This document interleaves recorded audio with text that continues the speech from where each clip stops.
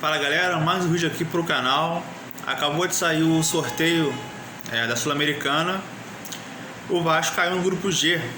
Grupo G que tem Lanús, Argentina, Academia Puerto Cabello, da Venezuela, e o Melgar, do Peru. Não acho um grupo simples por conta da altitude. Vamos lembrar que a altitude, o Vasco não costuma se dar bem. Lembrando que em 2018 o Vasco perde para LDU na Sul-Americana por 3-1. E no mesmo ano, na fase pré-Libertadores, o Vasco perde de 4-0 pro Jorge Wilstermann, depois de ter feito 4-0 no Rio. Então, preocupo pelo histórico.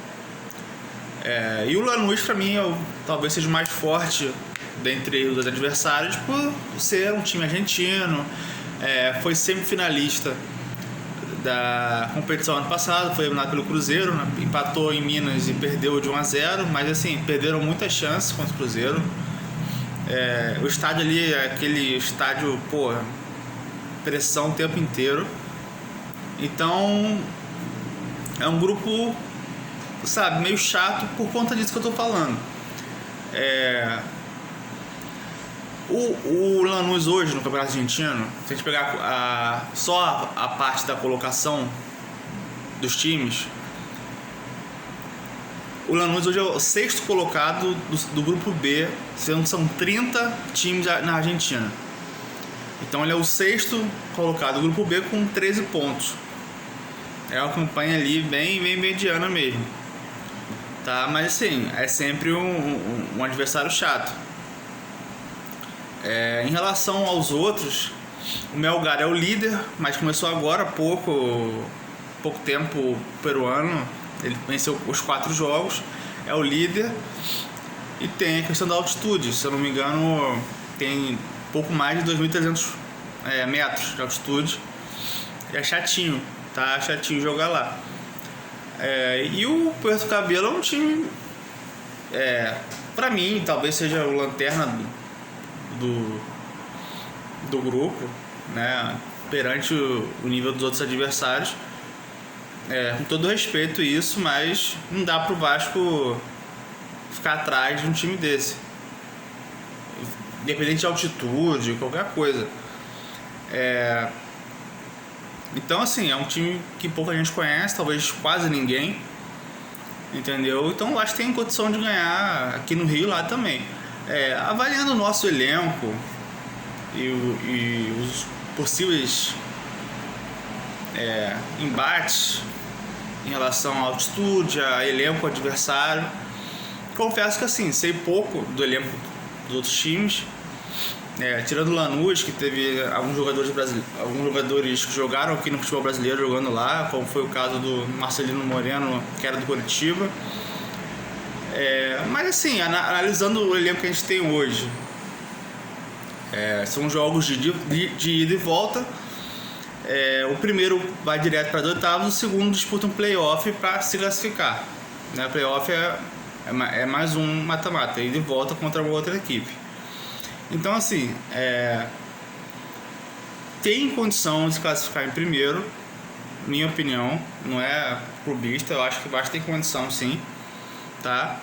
Mas no mínimo você tem condição de passar em segundo, mesmo que seja para os playoffs. Para mim vai ser bizarro.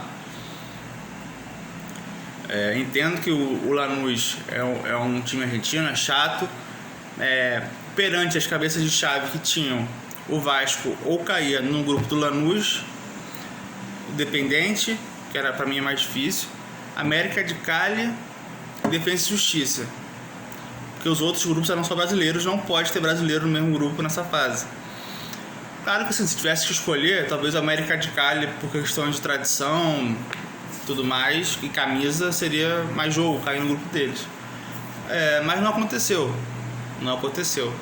Eu acho que o Defensa e Justiça é um time que está acostumado mais a jogar também essa competição. O Independente também, campeão aí várias vezes da Libertadores, já ganhou a Sul-Americana, né? em cima do Flamengo em 2017, né?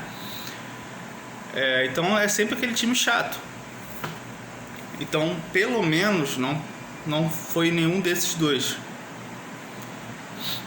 O histórico do Vasco contra o Lanús, o Vasco já eliminou o Lanús Sul-Americana em 2007, né?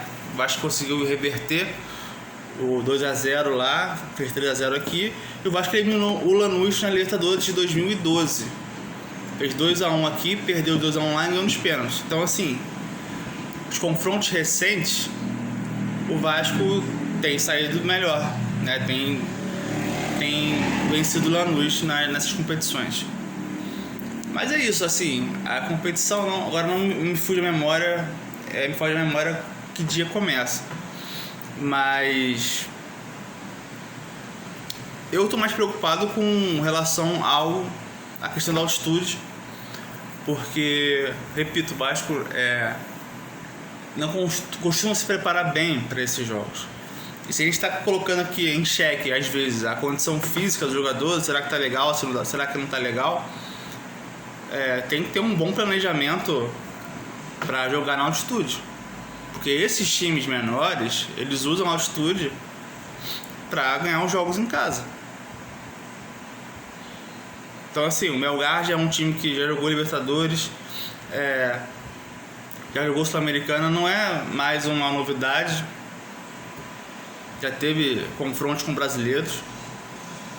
Então, assim, mesmo assim não é um time grande do Peru, né, tradicional, como a Alianza Lima, enfim, né, Sport Cristal. Mas é a questão da altitude, isso sempre pesa. Mas, repito, eu acho que o Vasco tem totais condições de chegar, passar em primeiro. Acho que o adversário mais chato seja na altitude e o Lanús.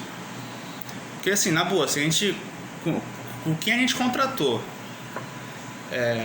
em relação a outros times, inclusive os próprios adversários do Vasco, cara, se a gente parar vamos ter medo do Melgar, do Porto Cabelo, cara, esquece então, pô. Tá falando de um time que, porra, ganhou Libertadores, Sul-Americano de 48, Mercosul de 2000. A gente não pode ter medo desses times, pô. Tá? Em relação à próxima fase, caso o Vasco passe, aí a gente vê como é que fica, porque dependendo do chaveamento, a gente provavelmente vai pegar brasileiro também, ou nas oitavas ou nas quartas, porque a quantidade de brasileiros é grande e a gente tem Corinthians, a gente tem Atlético Mineiro, tem Fluminense, Grêmio. Pra mim, todos devem passar de fase. E é isso, assim, agora esperar o planejamento, ver como é que vai estar o time até lá, que a gente vai ter ainda, começar o Brasileiro final de março agora, temos Copa do Brasil também em abril, então, assim, tem que ter elenco para jogar as 3 competições. E pra mim, a Sul-Americana, em relação à Copa do Brasil, ela tem que ser prioridade, porque é o título mais menos difícil ali, menos impossível. A Copa do Brasil eu acho muito difícil. Mas o Vasco chegou a semi no ano passado. Tudo bem, mas o nível da Sul-Americana, ele te deixa sonhar com se chegar longe. Vamos lembrar que teve times aí de Sul-Americana chegando à final, que quase foram rebaixados. Teve finalista brasileiro já rebaixado, o caso do Goiás e caso da Ponte Preta. Então, assim, tem times que chegam numa semifinal e estão no meio de tabela. Cuiabá já chegou longe, entendeu? Então, assim, acho que vai ser mais difícil pelos elencos de Corinthians e Atlético Mineiro, mas dá pra sonhar, né? Depende do chaveamento também. E vamos ver como é que vai ser esse time do Carille até lá. Valeu, pessoal!